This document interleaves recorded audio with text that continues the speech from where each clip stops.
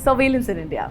Whether it's phone tapping, monitoring emails, or tracking our movements, surveillance is everywhere. Over the years, there have been several high-profile cases related to phone tapping and surveillance issues in India. In another such incident in 2019, WhatsApp confirmed that it had informed Indian authorities about the security breach. In February 2020, the Delhi government accused central agencies of tapping the phones of senior leaders and bureaucrats without authorization.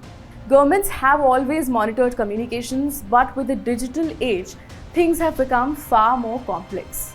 However, this power comes with a check: the Indian Post Office Act 1898. Now, this may seem outdated because who uses postal mail anymore, right? If you're thinking, well, I use encrypted messaging apps, so I'm safe, think again. The question of privacy versus state control became a hot topic in India during the hearing of the famous Aadhaar case, J. Puttaswamy versus Union of India. India has developed several advanced surveillance systems like Netra, NatGrid, and Central Monitoring System. Now, I think it's time we talk about phone tapping, one of the most controversial forms of surveillance. It's often said, if you've done nothing wrong, you've got nothing to hide. But this argument is flawed and can be problematic. Justice Puttaswamy versus Union of India, as already discussed, the Supreme Court recognized privacy as a fundamental right under Article 21, right to life and personal liberty.